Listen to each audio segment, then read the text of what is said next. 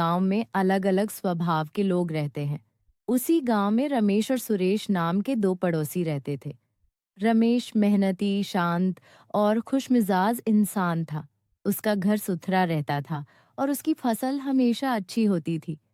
दूसरी ओर सुरेश थोड़ा लापरवाह और चिंतित स्वभाव का था। वह रमेश की तरक्की देखकर मन ही मन उससे जलने लगा। रमेश भी ना हर काम में सबसे आगे। देखो, मैं पहले ही कहता था, ये रमेश के काम में कुछ गड़बड़ है।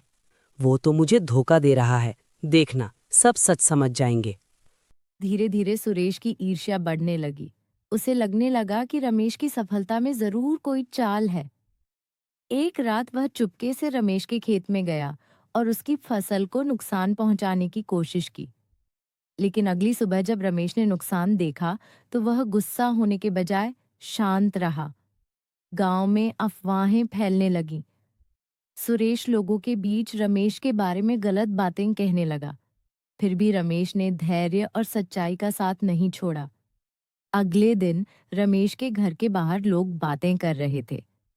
तभी गांव की बुजुर्ग रमेश के पास आईं और बोली, रमेश बेटा, हमें पता है कि तुम सब कुछ सही करते हो, लेकिन लोगों की बातों को नज़रअंदाज करना अब मुश्किल हो गया होगा। कुछ दिनों बाद तेज बारिश और तूफान आया। तभी रमेश भागता हुआ खेत की ओर गया।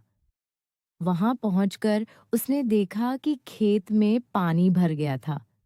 उसने पूरे मन से कोशिश की, जितना कर सकता था किया।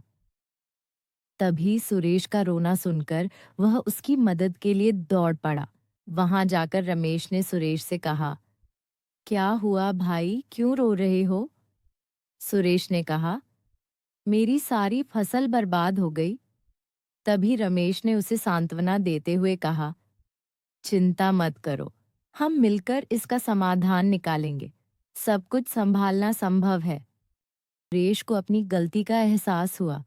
उसे समझ आ गया कि ईर्ष्या ने उसका ही नुकसान किया है। रमेश ने बदला लेने के बजाय सुरेश की मदद की। उसकी दयालुता देखकर सुरेश को गहरा पछतावा हुआ।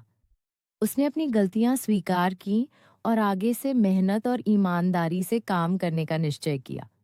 समय के साथ दोनों पड़ोसी मिलजुल कर रहने लगे। गांव में फिर से शांति और खुशहाली लौट आई। सीख: ईर्ष्या केवल दुख और नुकसान देती है। सच्ची सफलता मेहनत, धैर्य और दूसरों की अच्छाई को स्वीकार करने से मिलती है।